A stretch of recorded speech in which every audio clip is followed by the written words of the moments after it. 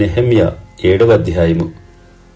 నేను ప్రాకారమును కట్టి తలుపులు నిలిపి ద్వారపాలకులను గాయకులను లేవీలను నియమించిన పిమ్మట నా సహోదరుడైన హనానీకిని కోటకు అధిపతి అయిన హనన్యాకును యెరూషలేము పైన అధికారం ఇచ్చితిని. హనన్య నమ్మకమైన మనుష్యుడు, అందరికంటే ఎక్కువగా దేవుని ఎదుట భయభక్తులు గలవాడు.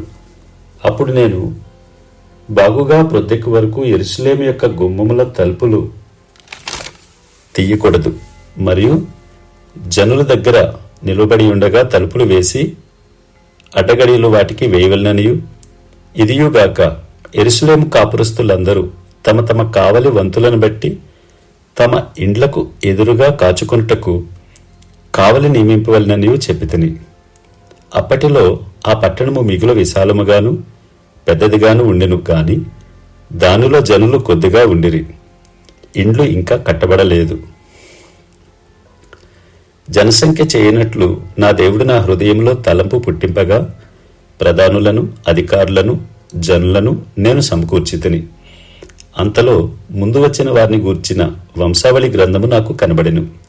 అందులో వ్రాయబడిన వంశావళులు ఇవి: జెరుబ్బాబేలు, యేషూవ, నెహెమ్యా, అజర్యా, రయమ్యా, నహమాని, మొర్దెకై, బిల్షాను, మిస్పేరేతు, బిగ్వయి, నెహూము, బైనా అను వారితో కూడా బాబేలు రాజైన నెబుకద్నెజరు చేత చెరలోనికి కొనిపోబడి తిరిగి యెరూషలేమునకును యూదాదేశమునకును తమ తమ పట్టణములకు వచ్చిన వారు వీరే.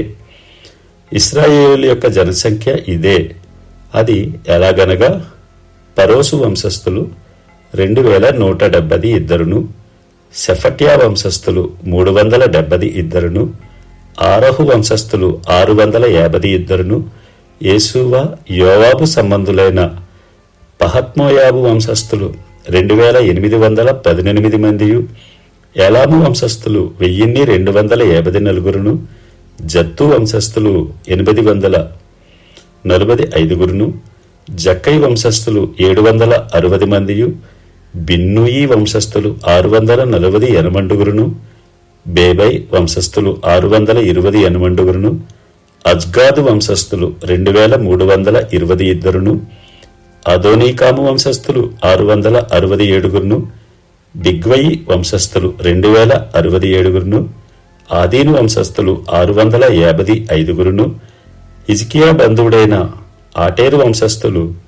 90, హాసుము వంశస్థులు 320, జేజయి వంశస్థులు 324, హారీపు వంశస్థులు 112, గిబియోను వంశస్థులు 95, బెత్లెహేము, నెటోపావారు 180, అనాతోతు వారు 120, బేతజ్మావితు వారు 42, కిరియత్యారీము, కెఫీరా, బెయోరోతుల వారు 743, రామా, గెబలవారు 621,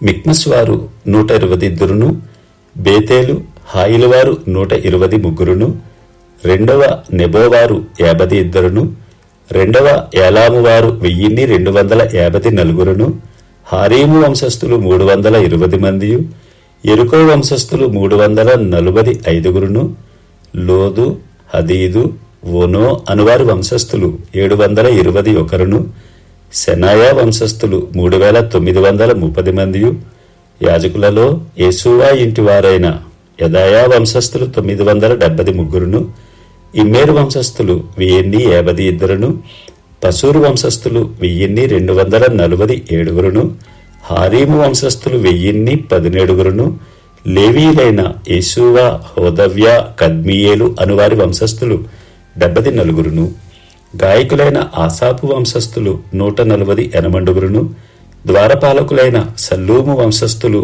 ఆటేరు వంశస్థులు, టల్మోను వంశస్థులు, అక్కూబు వంశస్థులు, హటీటా వంశస్థులు, శోబై వంశస్థులు 130, నెతీనీయులైన జీహా వంశస్థులు, హసూపా వంశస్థులు, టబ్బాయోతు వంశస్థులు, కేరోసు వంశస్థులు, సీయహ వంశస్థులు, పాదోను వంశస్థులు, లెబానా వంశస్థులు, హగాబా వంశస్థులు, షల్మై వంశస్థులు, హనాను వంశస్థులు, గిద్దేలు వంశస్థులు, గహారు వంశస్థులు, రెవాయా వంశస్థులు, రెజూను వంశస్థులు, నికోదా వంశస్థులు, గజ్జాము వంశస్థులు, ఉజ్జా వంశస్థులు, పాసేయా వంశస్థులు, బేసాయి వంశస్థులు, మెహూనీము వంశస్థులు, నెబూషేసీము వంశస్థులు, బక్బూబు వంశస్థులు, హకూపా వంశస్థులు, హర్హూరు వంశస్థులు,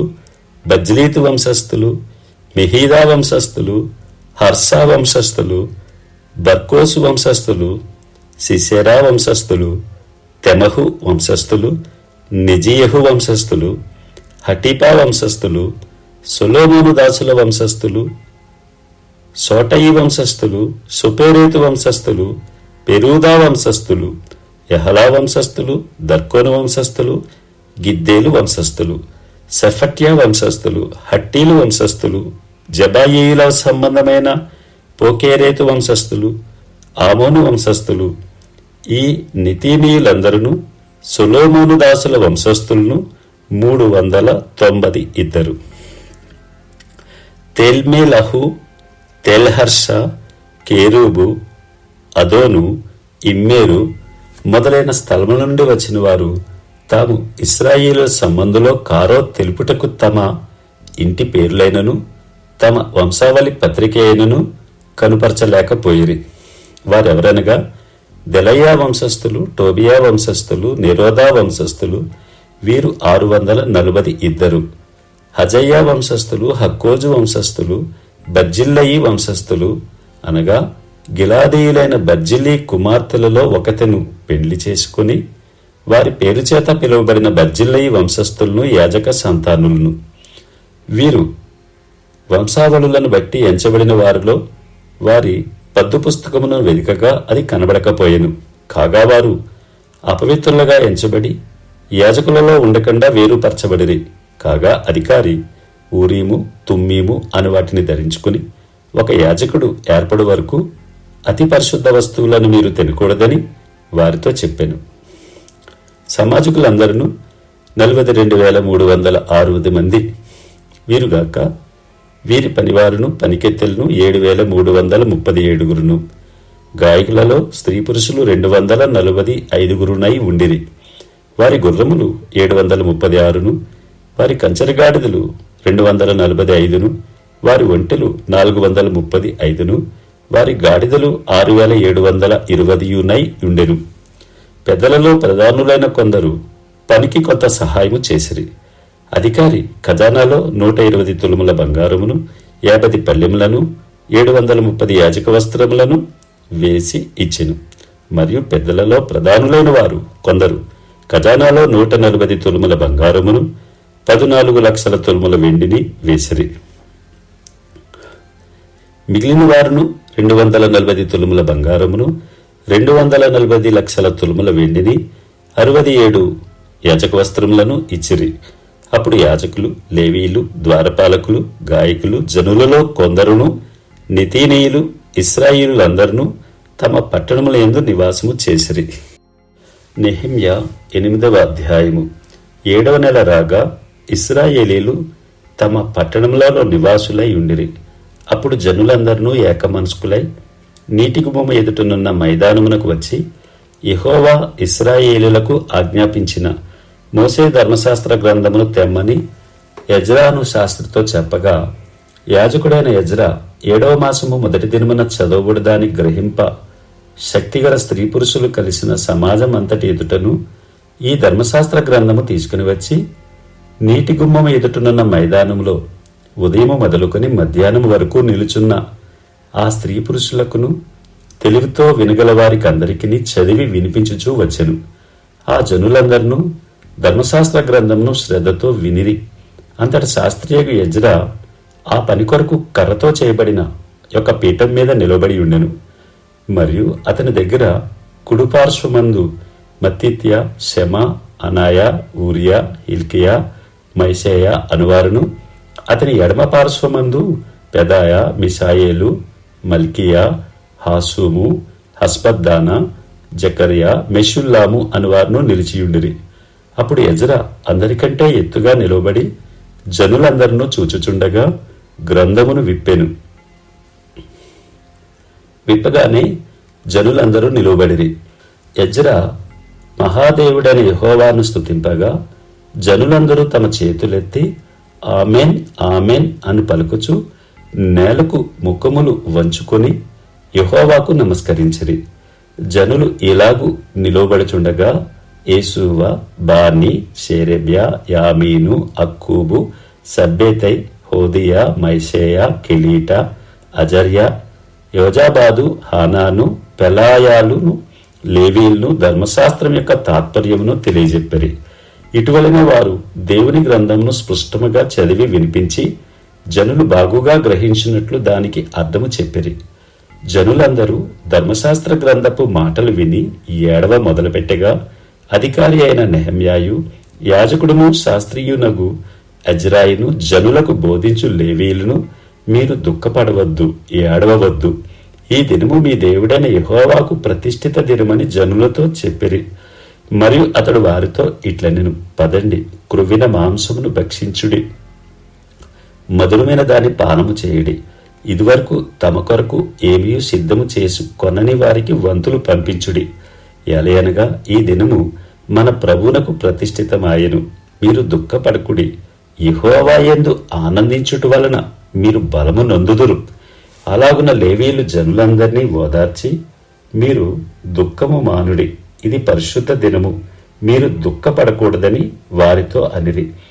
ఆ తరువాత జనులు తమకు తెలియజేయబడిన మాటలన్నిటినీ గ్రహించి తినుటకును త్రాగుటకును లేని వారికి ఫలాహారములు పంపించుటకును సంభ్రమంగా ఉండుటకును ఎవరి ఇండ్లకు వారు వెళ్ళిరి.